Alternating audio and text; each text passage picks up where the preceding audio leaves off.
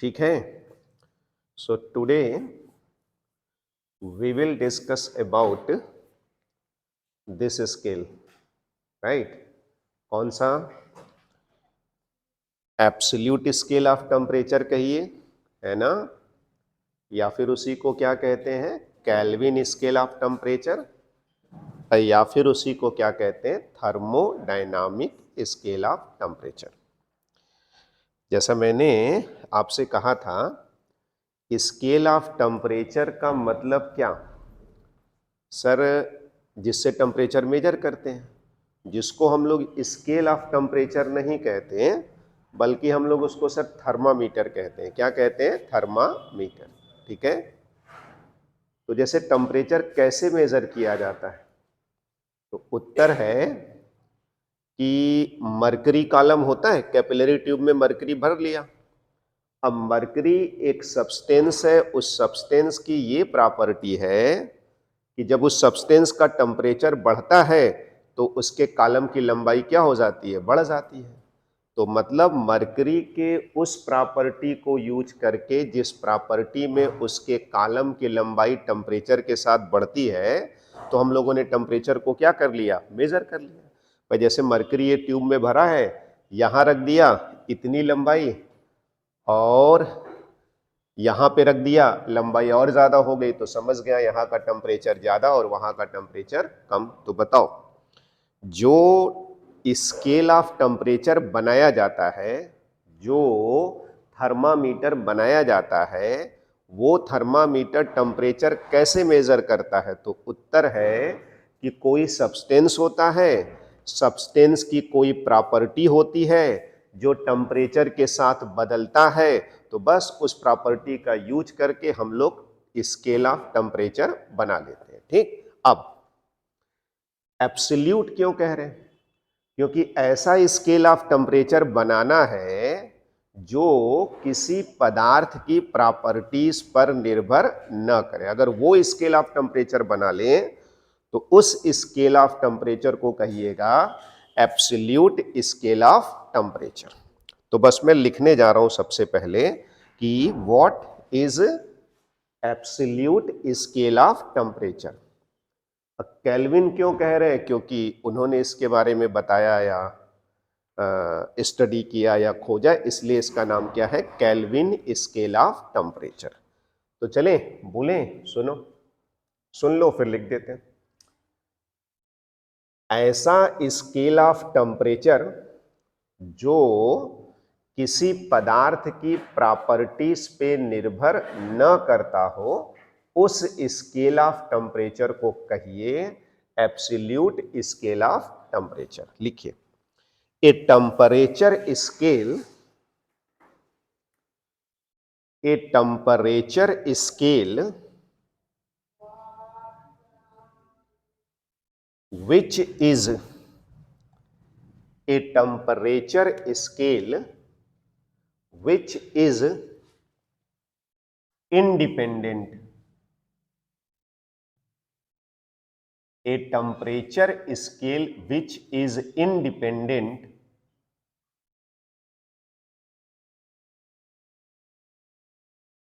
a temperature scale which is independent of properties, a temperature scale which is independent of properties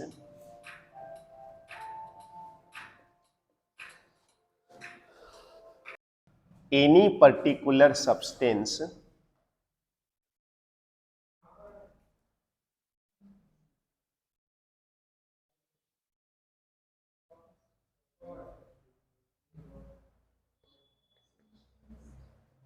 हो गया जी, which is independent of properties of any particular substance, है ना, is called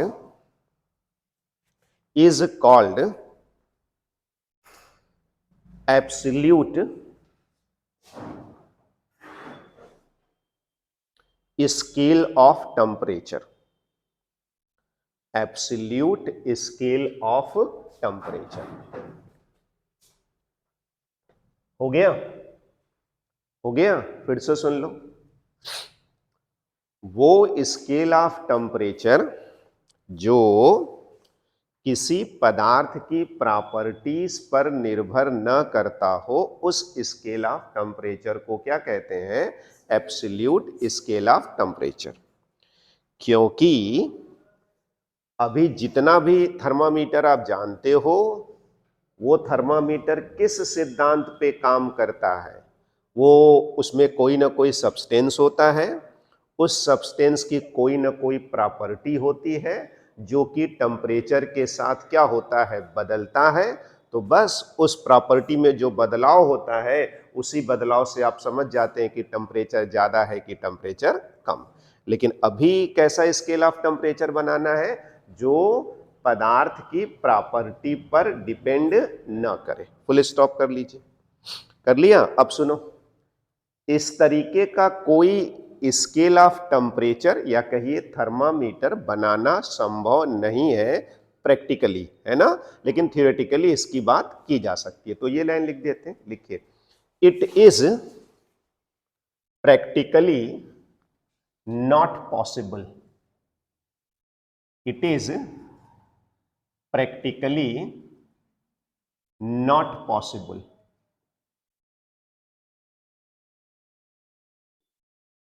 हो गया भाई? It is practically not possible. ठीक, हम लोगों ने लिख दिया कि प्रैक्टिकली ये पॉसिबल नहीं है। तो जरा सुनिए। चलिए सर, प्रैक्टिकली पॉसिबल नहीं है, तो ये बताइए कि इसका कंसेप्ट आया कैसे? या अगर केल्विन ने बनाया तो उन्होंने इस स्केल के बारे में सोचा कैसे? ठीक, तो सुनो, बताता हूं वजह कैसे उन्होंने सोचा इस स्केल के बारे में। इस टॉपिक के पहले हम लोगों ने क्या पढ़ा था? Carnot theorem. कार्नोट थ्योरम क्या कह रहा था? कि अगर दो दिए गए टेम्परेचर के बीच में कई रिवर्सिबल इंजन बनाइएगा, है ना, तो उस रिवर्सिबल इंजन की जो इफिशियंसी होगी वो वर्किंग सब्सटेंस पे डिपेंड नहीं करेगा, केवल किस पे डिपेंड करेगा? दो दिए गए टेम्परेचर के बीच में। तो मतलब कार्नोट थ्योरम में ये बात आ रहा था ना कि वर्किंग सब्सटेंस पे इफिशियंसी डिपेंड नहीं करता है। तो यही जो कार्नोट थ्योरम का स्टेटमेंट था, उससे इन्होंने सोचा कि एक ऐसा स्केल ऑफ टेम्परेचर बनाया जा सकता है जो किसी पदार्थ की प्रॉपर्टीज पर निर्भर नहीं करेगा। तो जरा इसको जोड़ते हैं, तो लिखो, लिखो, सिंस, अगले लाइन से लिखो, since Carnot theorem says that since Carnot theorem says that efficiency, EFFICIENCY, since Carnot theorem says that efficiency of reversible REVERSIBLE reversible heat engine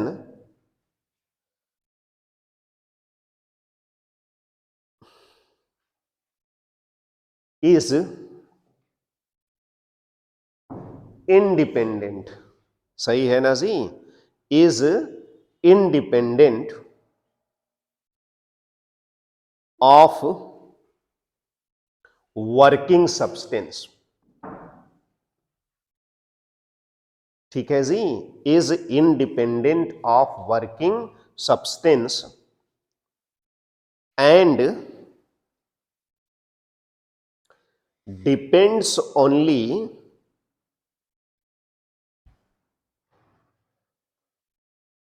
on two given temperature, depends only on two given temperature।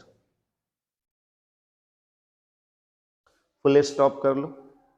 आप मुझे बताओ, Carnot theorem यही कह रहा था ना कि working substance पर इफिशियंसी डिपेंड नहीं करती है, अर्थात इंडिपेंडेंट होता है, और केवल किस पे डिपेंड करता है? T1 पे और T2 पे। ठीक, बस इसी कंसेप्ट को देख के या कार्नोट थ्योरम को जानने के बाद केल्विन ने सोचा कि क्या बनाया जा सकता है? एब्सोल्यूट स्केल ऑफ टेम्परेचर, है ना? फुल हो गया? लिखो, इसी कंसेप्ट को यूज करके ये स्केल ऑफ टेम्परेचर बनाया गया ना। लिखो, यूजिंग दिस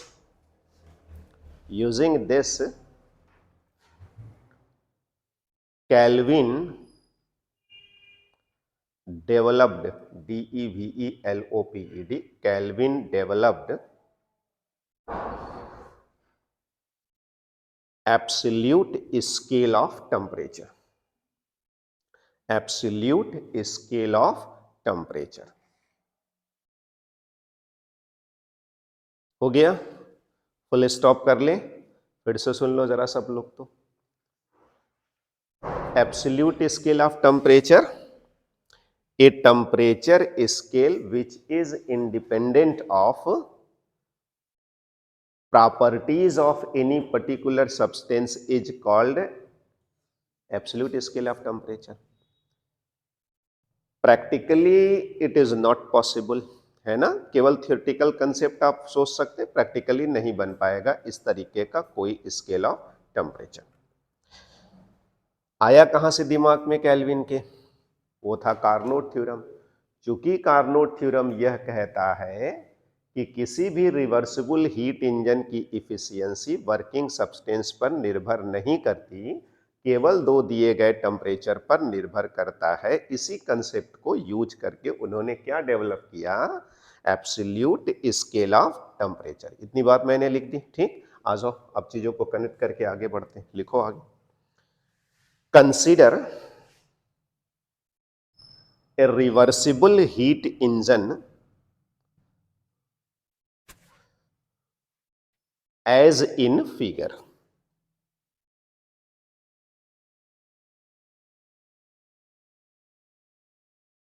ठीक है, as in figure.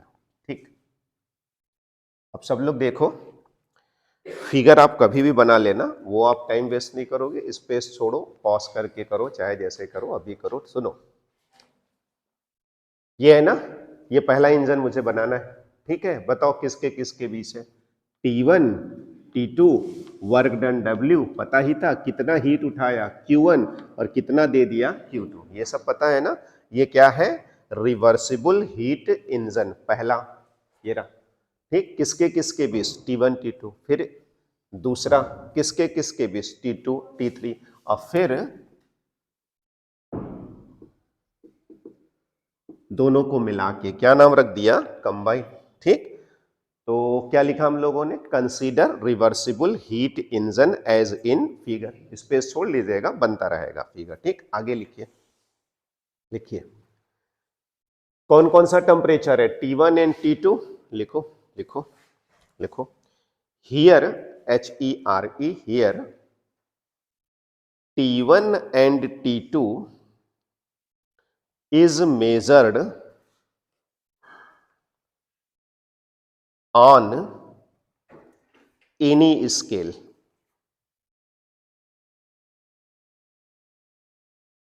T1 and T2 is measured on any scale। ठीक है, देखो जरा, ये पहला इंजन है ना, और ये कौन सा इंजन? दूसरा। अभी क्या लिखा मैंने?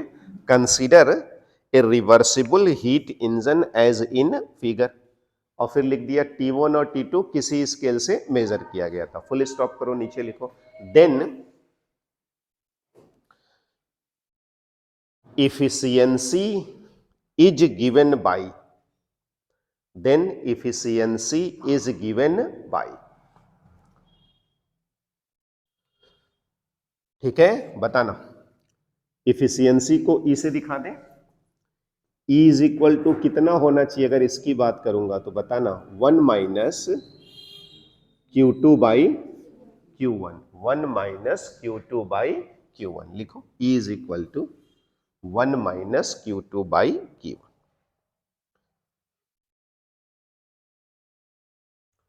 ठीक है, ठीक, लिखो। ये जो E है, मुझे पता है कि केवल ये T1 और T2 पर डिपेंड करता है। लिखो, since E depends only on किस पे T1 एंड T2। ठीक है, 10 जरा बताना, E केवल किस पे डिपेंड करता है? Q1 पे और Q2 पे, और बाद में पता लगा कि ये किस पे डिपेंड करता है? T1 पे और T2 पे। तो क्या मैं इसको ऐसे लिख सकता हूं, F किसका किसका फंक्शन? T1 पे और किस पे? T2 पे। ऐसे लिखो, E इज इक्वल टू किसका फंक्शन हो जाएगा? E, बोलो, T1 का और किसका? T2 का। उसी को दोबारा लिखो, इतना पूरा। ठीक, अब ये F क्या है नीचे लिखो, where F is unknown function लिख देते हैं। फंक्शन तो है ही है, नाम दे दिया unknown function. Where F is unknown function. अच्छा ये बताओ कि E किस पे डिपेंड करता है? T1 और T2 पे। 1 तो नहीं बदलता ना, बदलता क्या है? Q1 और Q2, और बदलेगा कैसे? T1 और T2 के अनुसार। तो नीचे लिखो, we can also write, we can also write, देखो ध्यान से देखो, Q1 और Q2 दोनों किसका फंक्शन हो जाएगा? T1 का और किसका? T2 का। ऐसे लिख दो।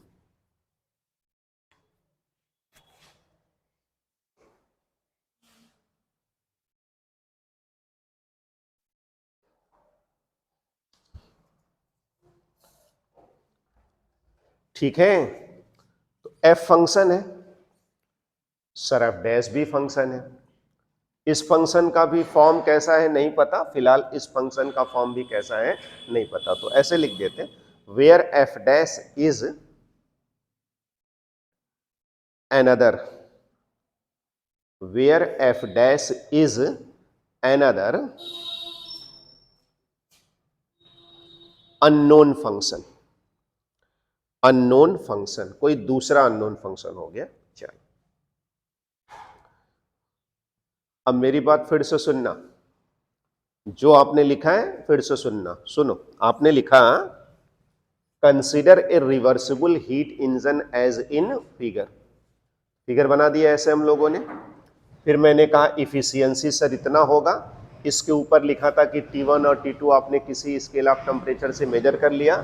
फिर मैंने कहा कि E केवल T1 T2 का फंक्शन होगा। बाद में कहा Q1 अपॉन Q2 भी केवल किसका फंक्शन होगा? T1 और T2 का। अब मेरी बात ध्यान से सुनो, जैसे वो इंजन T1 और T2 के बीच में है पहला इंजन, अब एकदम सेम दूसरा इंजन, केवल अंतर इतना, ये कितने के बीच में है? T2 और T3। लिखो सिमिलरली, ऐसे लिख दो ठीक रहेगा। सिमिलरली मतलब एकदम सिमिलरली लिखना पॉइंट्स ना। सुनो, similarly consider another reversible heat engine as in figure.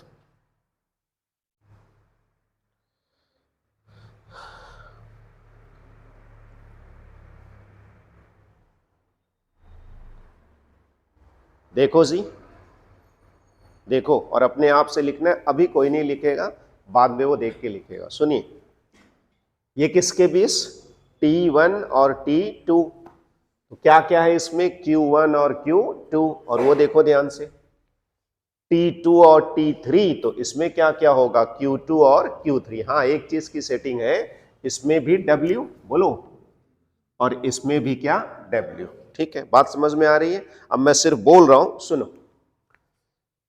ये था, लिख रहे थे ना, अब ये लिखना है। ठीक, तो अब इसके आगे वाली लाइन क्या लिख दिया जाए, अपने नोट्स पे पढ़िए, जो आपने T1 T2 वाला उधर लिखा उधर पढ़िए। अब आप क्या लिखेंगे, if T2 and T3 is measured on any scale, तब बताओ ऐसे लिखा जाएगा। सिर्फ सुनिए, नो बडी विल राइटिंग, आप स्पेस छोड़े रहिएगा। E इज इक्वल टू कितना, 1 माइनस क्या होना चाहिए जी, Q3 अपॉन कितना, Q2, बाद में ये किसका किसका फंक्शन, T2 और T3, और अंत में ऐसे Q2 अपान Q3 बराबर 2 और 3 है ना, क्या लिख दें, T2, सॉरी ऐसे नहीं, F डैश क्या, T2 और T3, इसका नाम रहेगा इक्वेशन नंबर 2। बस आप लाइन छोड़ के इक्वेशन नंबर 2 लिखिए, तो गिन के छोड़ लीजिए, बाद में लिखिएगा अपने आप से। चलिए इस इक्वेशन को लिखिए, Q2 अपान Q3, उतने ही लाइन छोड़ लो, सेम टिकटो, क्या हो जाएगा, F डैश, बोलो, T2 कॉमा कितना, T3। ये लिख लिया इक्वेशन नंबर 2। इसके ऊपर की पूरी लाइन एकदम इसी तरीके से सोच के लिखना है, वो सोचिए, खुद लिखिए, और वो फिगर भी बनाना है।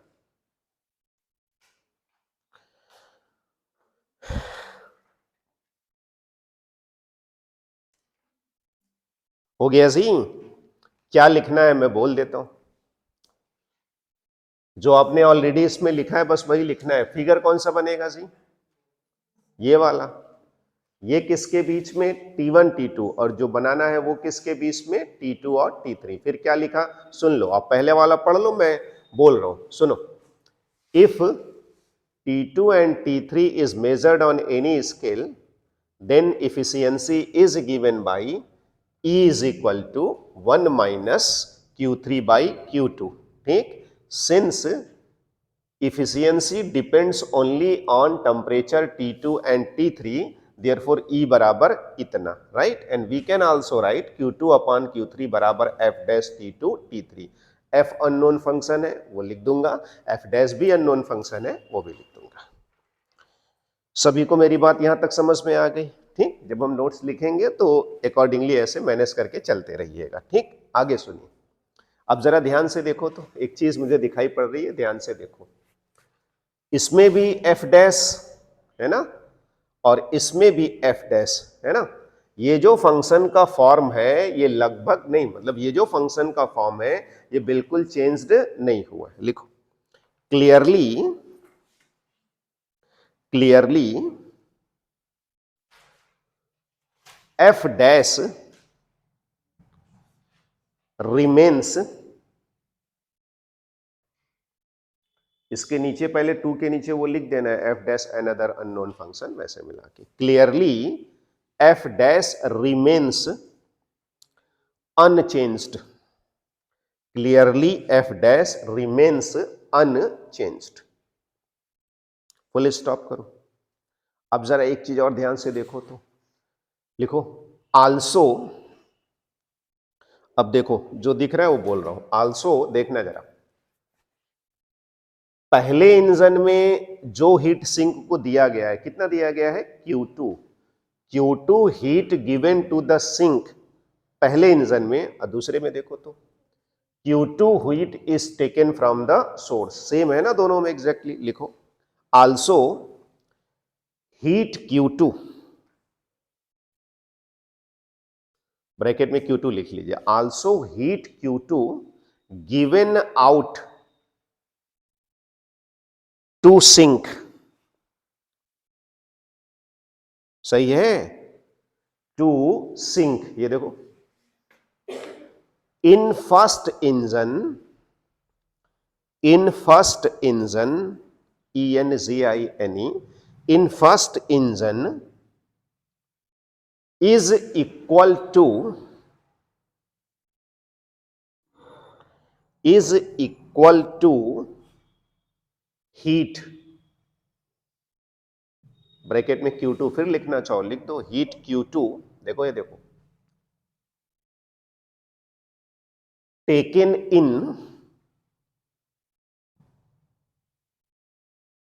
From the source.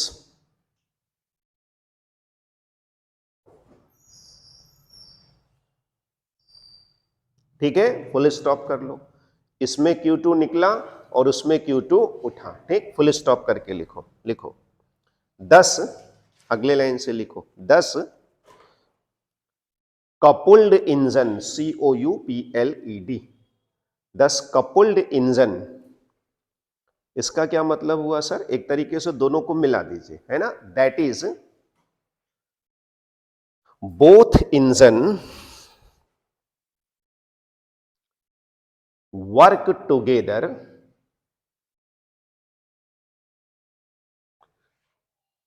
Is shown in figure, is shown in figure.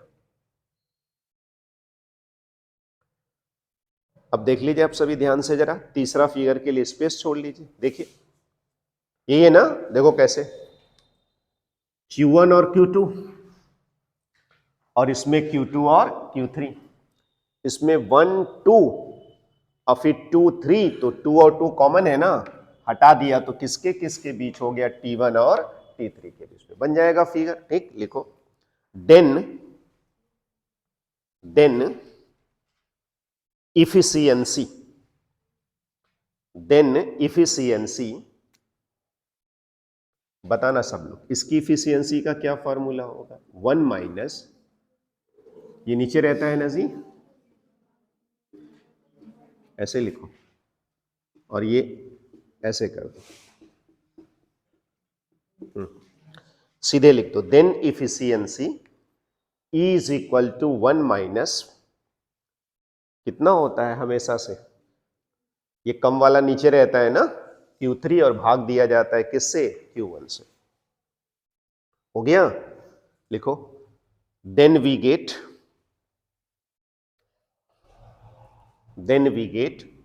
चलो बताओ जरा सोच के, तो इसमें Q1 अपान Q2, इसमें Q2 अपान Q3, है ना, और इसमें Q1 अपान Q3। लिखो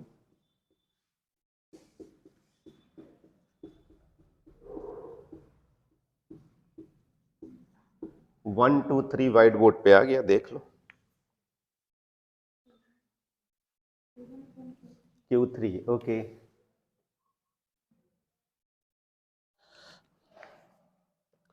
ठीक है, तो आप जरा बताओ तो, अभी तक के एक्सरसाइज में हम लोगों को केवल इतना ही तो सोचना है, पहला वाला T1 T2, दूसरा वाला क्या जी? T2 T3। अब मिला दिया तो दोनों में T2 कॉमन है, हटा दीजिए किसके बीच में? T1 और T3, और तीनों में E का फॉर्मूला लिख दीजिए, और तीनों में Q1 अपान Q2, Q2 अपान Q3 और Q1 अपान Q3 लिख दिया, ठीक है, ओके। फुल स्टॉप कर लो। अब जरा लिखो तो, एक लाइन छोड़ के लिखो आगे से, बट देखो सब लोग, बताना पहले उसके बाद लिखना, ऐसे नहीं। जैसे देखो सिंपल मैथमेटिक्स, देखो Q1 अपान Q2 लिखना है सर, ठीक, तो क्या मैं Q1 अपान Q2 को ऐसे लिख सकता हूं, Q1 अपान Q3, अब Q2 अपान Q3 लिख सकते हैं ना। Q3 कट गया, Q1 अपान Q2 इधर भी, और Q1 अपान Q2 लिखो। बट Q1 अपान Q2 बराबर हो सकता है क्या क्या? Q1 अपान Q3, बोलो जी, और क्या? Q2 अपॉन Q3 हो सकता है ना, ठीक। लिखो यूजिंग इक्वेशन 1, 2 एंड 3,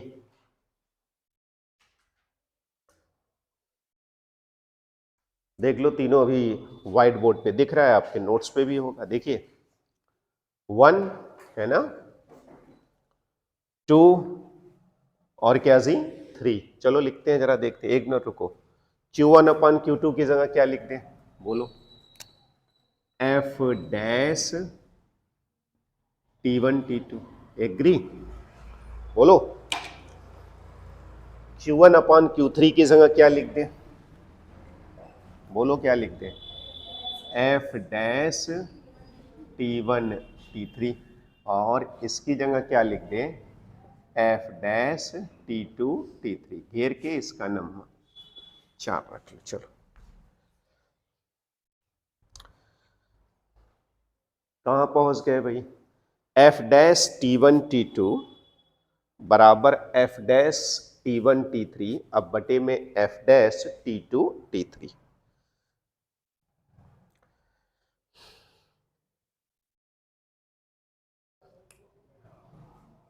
ठीक है, equation number 4। Now see sir, ये सब फंक्शन है ना, ठीक है, प्योर मैथमेटिकल बात हो गई। ये सब फंक्शन है ना, और संयोग से तीनों फंक्शन सेम है। ठीक, हाँ, इधर ये T1 T2 का फंक्शन है तो ये T1 T3 का और ये T2 T3 का। अब एक चीज मुझे दिख रहा है, लेफ्ट हैंड साइड में T3 नहीं है और राइट हैंड साइड में T3 ऊपर और नीचे दोनों में है, न्यूमरेटर और डिनोमिनेटर दोनों में है। लेकिन अगर लेफ्ट हैंड साइड में T3 नहीं है तो राइट हैंड साइड में भी T3 नहीं होना चाहिए। तब सर, तब एफ डैश का फॉर्म, एफ डैश फंक्शन का रूप, एफ डैश फंक्शन ऐसा होना चाहिए कि T3 कट जाए तो जैसे इधर T3 एब्सेंट है इधर भी T3 क्या हो जाए, एब्सेंट। तो पहले मैं लाइन लिखता हूं, लिखो लिखो, इन LHS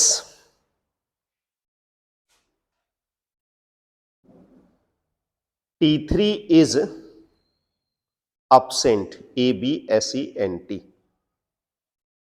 T3 नहीं है लेफ्ट हैंड साइड में, okay, comma 10 form FORM 10 form of F dash should be such that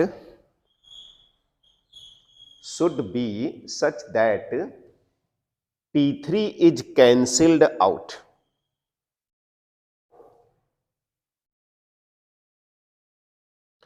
T3 is cancelled out in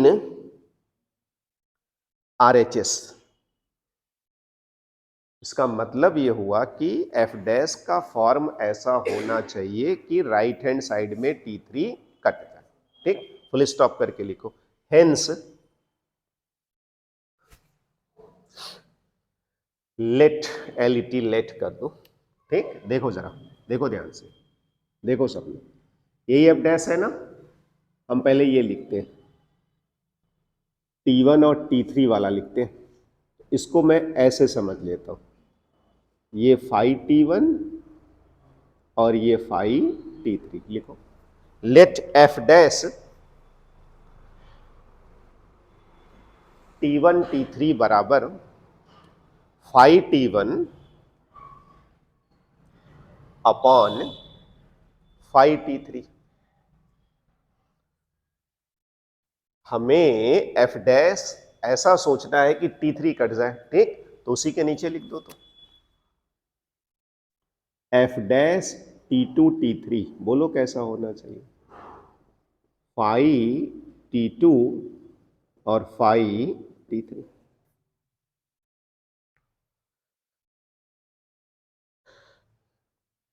ठीक है, अब सर जैसे एफ डैश फंक्शन था वैसे फाई भी फंक्शन होगा। ठीक, F dash T1 T2 T2 T3 ऐसे फंक्शन था, अभी अकेले T1 का फंक्शन T2। देखो, where phi is some other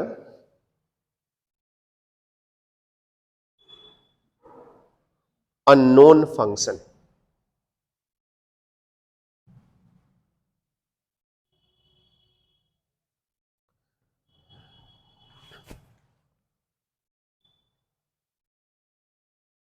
हो गया, put these value in equation 4, put these value in equation 4। देखो जरा, तो एफ डैश की ये वैल्यू ऊपर रख दें और एफ डैश की ये वैल्यू नीचे रख दें। ठीक, चलो सब लोग ऐसे लिखो, क्या हो जाएगा जी, ऊपर क्या हो जाएगा, फाई T1 अपॉन 5t, बहुत सिंपल स्टेप्स है, 5t2 अपॉन 5t3, यानी अंततः ये मिल गया f डैश t1 t2 बराबर 5t1 upon 5t2, equation number 5।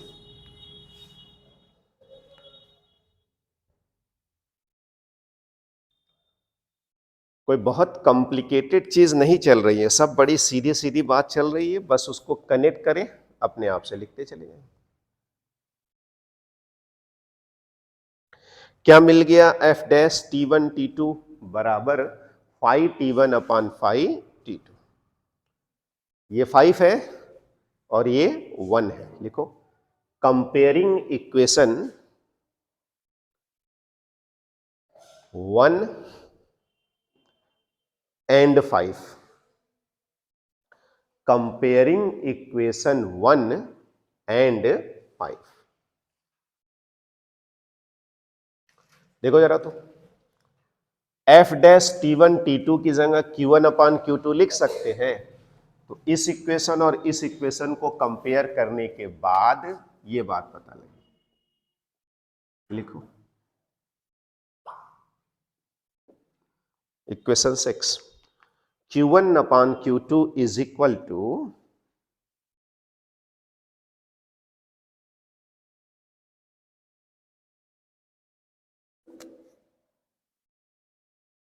हो गया 5t1 upon 5t2,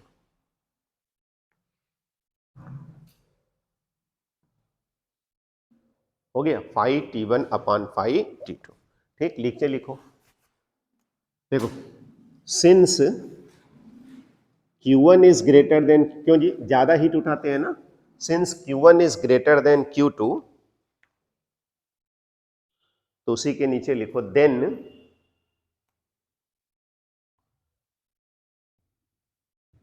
5t1 is greater than 5t2।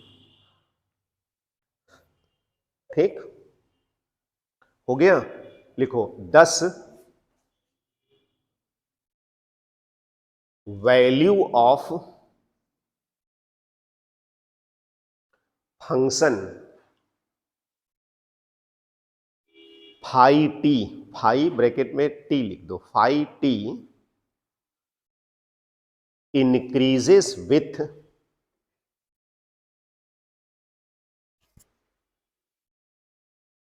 increase in heat,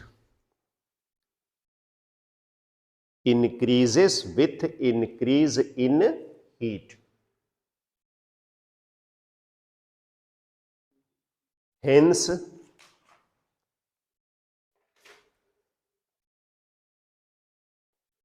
it measure, measure, it measure temperature।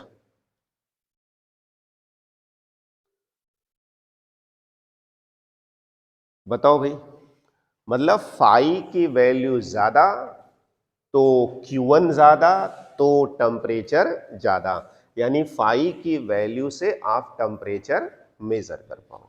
Full stop कर लो, नीचे लिखो, इफ, ऐसे लिख दो, θ1, if θ1 and θ2 are, ARER corresponding temperature on absolute scale,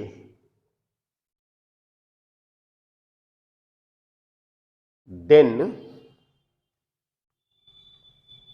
देखो ऐसे लिख दो, θ1 अपान θ2 बराबर Q1 अपान Q2, इसको घेर लो, इसी का उल्टा करके भी लिख दो, Q1 अपान Q2 बराबर θ1 अपान θ2, दोनों ऐसे लिख दो।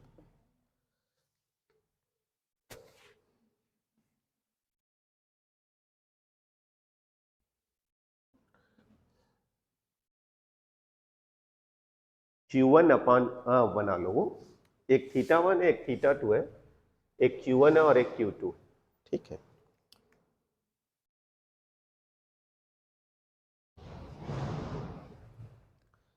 यही है एब्सोल्यूट स्केल ऑफ टेम्परेचर का कॉन्सेप्ट।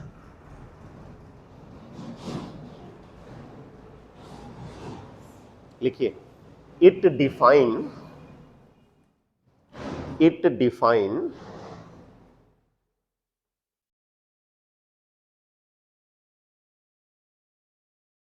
absolute scale of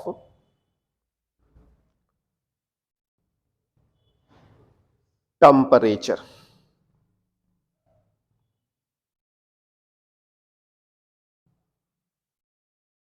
हो गया, फुल स्टॉप कर लो, अंत में एक लाना है। और Q1 क्या है, Q2 क्या है, ये आप जान ही रहे हो, ठीक। तो उसी को जरा मैं फिर से बोल रहा हूं, लिखिए नीचे। हेंस the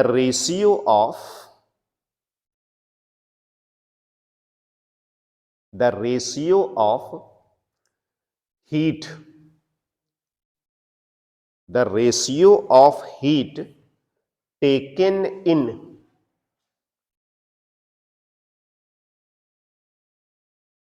from source, ठीक है। Q1 हो गया, 2 अपॉन को 2 बोल रहे हैं, 2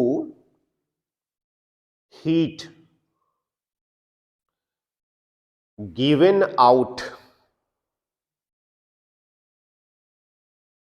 किसको दिया जाता है, गिवन आउट टू सिंक,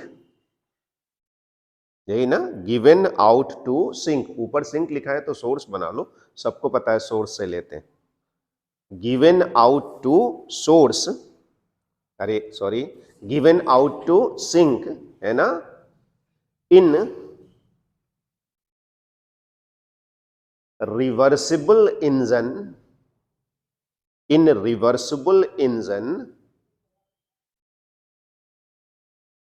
हो गया, इज इक्वल टू